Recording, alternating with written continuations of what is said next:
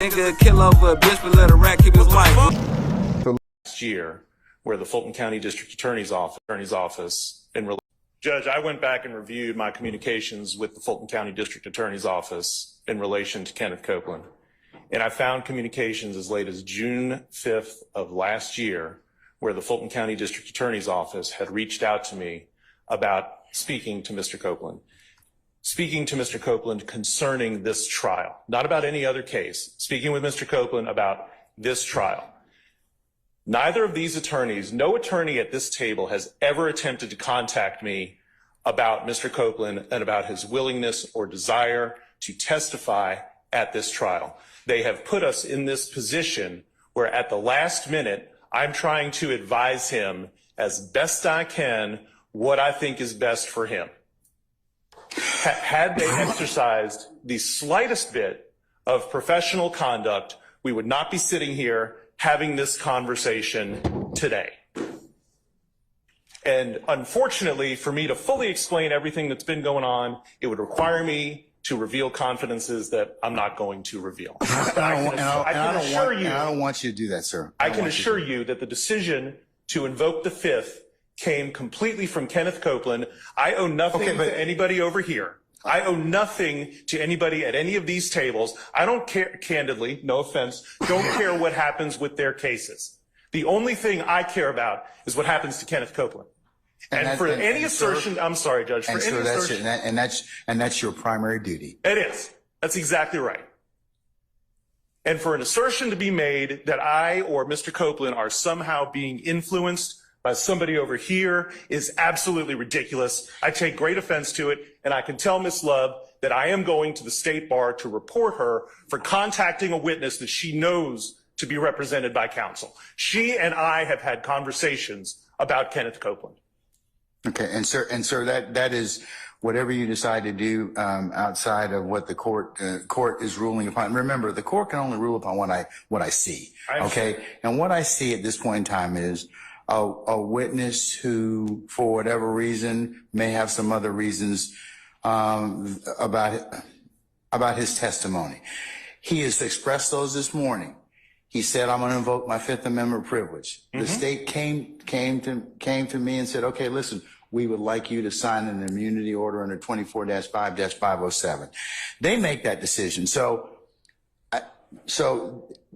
there are. I mean, I think that gets us to the point where we knew that, or at some point in time, that the state knew that he was going to invoke his Fifth Amendment privilege. So absolutely knew it. So, but in order for them to still get this testimony, which they believe that they need, they offered him immunity. So that's what we explained to your client this morning. So whether or not he wishes to go ahead and still invoke his privilege, that's his choice. But the statute's pretty clear. I understand. And I know you, and I know you. I've known you, sir, for at least two decades or more, sir. And I know that you have told him, hey, look, if you invoke, this is probably what's going to happen.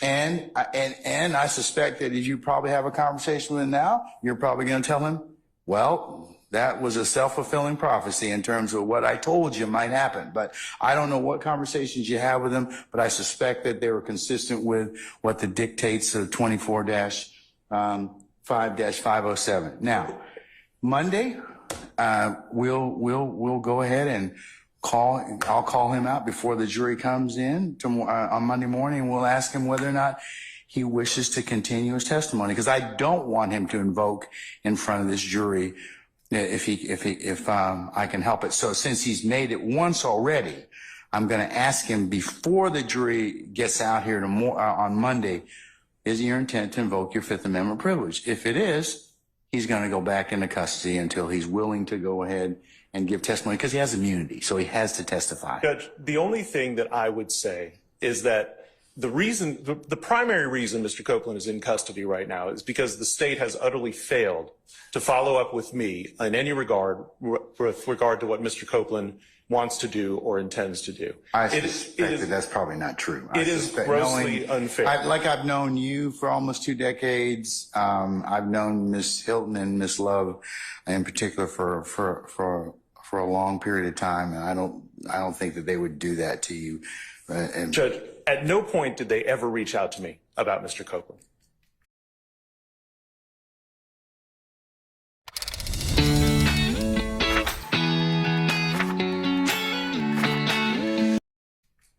About Mr. Copeland's testimony here today. The last time I heard from anybody in the Fulton DA's office was June of last year. Ms. Hilton, did you reach out to Mr. Melnick?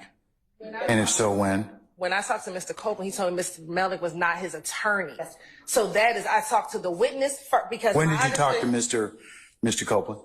Last Friday, because my understanding prior to that is that Mr. Melnick had told Ms. Love that he wasn't his attorney. So when we went to go serve him, I understand that he did not have an attorney. When I met with Mr. Copeland, and this is Friday evening, Mr. Long and I went to go meet with him in the car. We said, hey, I think Mr. Melnick's your attorney. He said, Mr. Melnick is not my attorney. He said, I haven't even talked to him. And then that is when we proceeded to begin our conversations. Anytime that Mr. Copeland did not want to speak with us, we did not speak with him. We called him on Monday to see if he could come down here. He said he didn't want to come, or he didn't respond. We left it alone. On Tuesdays when we picked him up for the first time, on Tuesday when he did not take the stand, we went upstairs. We had some conversation. We left. Mr. Long took him back home, and then yesterday he came back down here with us again. We showed him some of the evidence that we were going to show him, and that was the extent of it. And if at any time Mr. Copeland would have told us he wanted his attorney present, we would have called Mr. Melnick. But our understanding was, one, he was not his attorney. Mr. Melnick disavowed being his attorney, and Mr. Copeland told me he wasn't his attorney. So that is what I based all of my decisions after. It was not until 6 o'clock last night, or whenever this email was sent from Mr. Melnick with Mr. Shard and Mr. Steele copied on it, that I get this idea that you've been talking to my client, and then my client is going to plead the fifth, which brought us here today. That has been what has happened since last Friday, Your Honor. All right. So we have a witness that may not have been totally candid, or may not have thought that he potentially needed you. And as things developed, Mr. Melnick, he decided, well, yeah, he does need you. But whether or not. And Your Honor, it's my understanding that Mr. Melnick called Mr. Copeland last night. So it wasn't even that Mr. Copeland called Mr. Melnick. Mr. Melnick so happens to call him the night before he's supposed to testify. So I don't know what has happened or what has transpired, but that is the extent of what occurred. So I'm not going to get into my conversations with my client. No, and I don't expect you to. But I do want to remind you, Mr. Melnick, as well as I reminded both sets of counsel, that you owe a higher duty of tribunal to me and the court than you do anybody else. So please don't, you as a professional advocate, don't put yourself in a position where you come cross purposes with the rules. Okay? Of course. And that sometimes has to be explained to witnesses and clients. Okay? All right. So that's where we are at this point in time. Is that Monday morning I will bring Mr. Copeland back out. It is, I don't relish the fact of holding him in contempt, but that's all I have at this point in time because he's been given immunity. So we'll take him up because that's our first session of court. We won't be having anything else until then.